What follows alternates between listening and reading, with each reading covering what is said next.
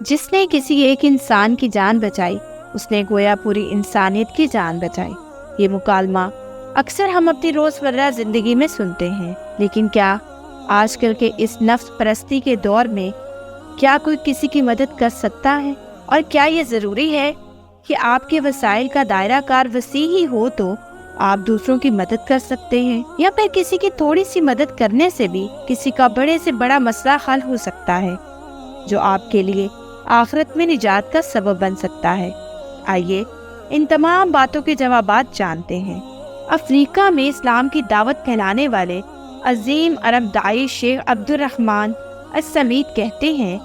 میرے افریقہ میں دعوتی کام کے دوران ایک دن میں وہاں چلڈرن ہسپتال کے وزٹ پر تھا کہ میں نے ایک افریقی عورت کی درد بھری آہو بکا سنی۔ یہ عورت ایک بچوں کے اسپیشلسٹ ڈاکٹر کے سامنے کھڑی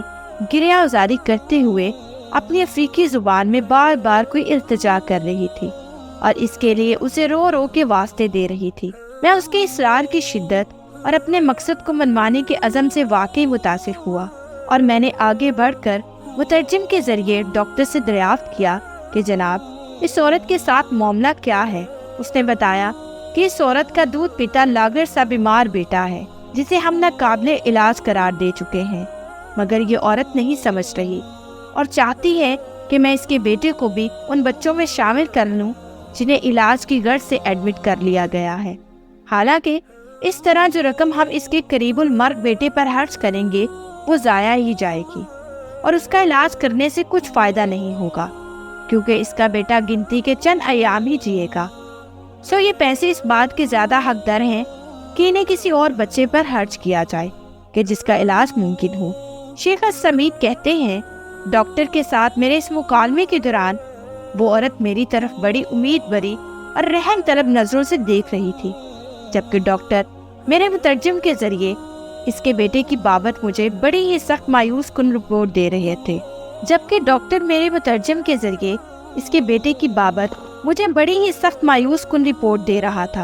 آخر میں نے کچھ سوچتے ہوئے مترجم سے کہا، ڈاکٹر سے پوچھو کہ اسے اس بچے کو داخل کر لینے کی صورت میں اس کے علاج معالجے کے لیے یومیہ کس قدر اضافی رقم درکار ہوگی۔ جب اس نے رقم بتائی تو میں نے اسے بہت ہی معمولی پایا، اتنی کہ جتنی ہم اپنے ملک میں ایک دفعہ سافٹ ڈرنک پی کر خرچ کر دیتے ہیں۔ میں نے کہا، کوئی مسئلہ نہیں، آپ اس بچے کو بھی داخل کر لیں اور اسے بچانے کی کوشش کریں،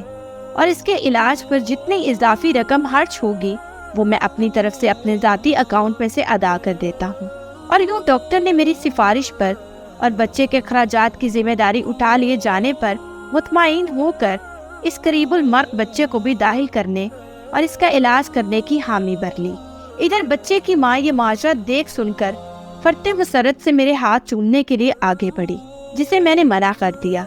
اور پھر چیک بک نکالتے ہوئے اس عورت سے کہا کہ وہ اپنے بیٹے کے سال بھر کے علاج کے لیے یہ رقم لے لے، اور اگر پیسوں کی کچھ کمی ہوئی تو وہ رقم بھی تمہیں یہ شخص دے دے گا۔ اور یہ بات میں نے اپنے ایک مقامی افریقی معاون کی طرف اشارہ کرتے ہوئے کہی، اور اس کے ساتھ ہی اس عورت کو ایک چیک سائن کر کے دے دیا تاکہ وہ مطلوبہ رقم وصول کر سکے۔ حقیقت یہ ہے کہ ڈاکٹر کی باتیں سن کر میں نے بھی اس عورت کو بچے کو میت ڈیڈ باڈی ہی سمجھ لیا تھا، مگر مذکورہ رقم تو محض اس کی ماں کو تسلی دینے کے لیے دی تھی، اور اس لیے بھی تاکہ وہ قبول اسلام کے لیے اپنے کیے گئے وعدے پر قائم رہے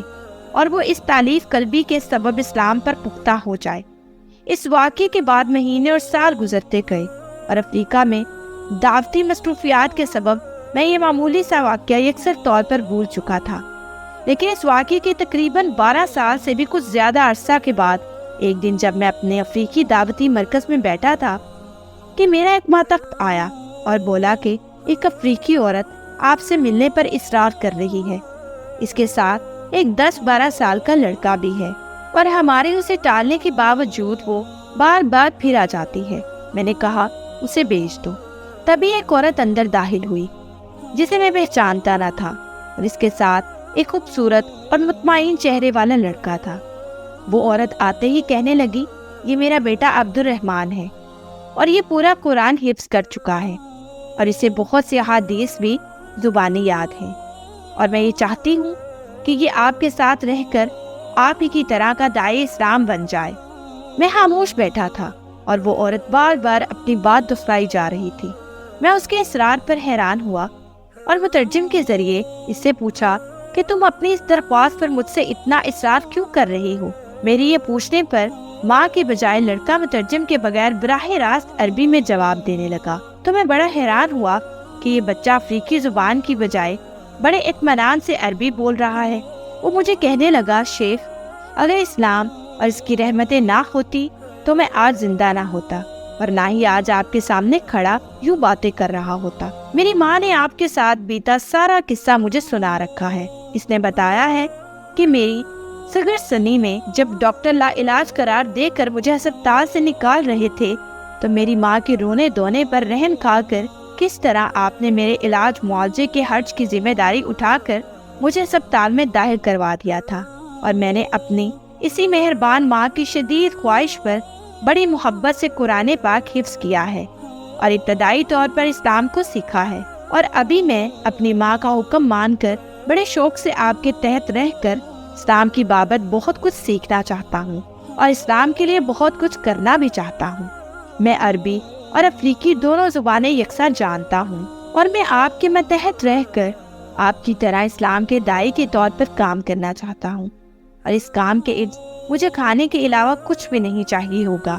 اور شیخ، اس موقع پر مجھے اور میری ماں کو اچھا لگے گا اگر آپ میری قرآن کی تلاوت بھی سن لیں۔ میں نے مسکراتے ہوئے اسے تلاوت کرنے کے لیے کہا تو اس نے بڑی ہی سریلی آواز میں ترتیل کے ساتھ سورۃ البقرہ کی آیات پڑھنا شروع کر دی، اور اس دوران اس کی خوبصورت ذہین آنکھیں مجھے مسلسل امید کی نظر سے دیکھ رہی تھیں، اور اس دوران میری یادداشت میں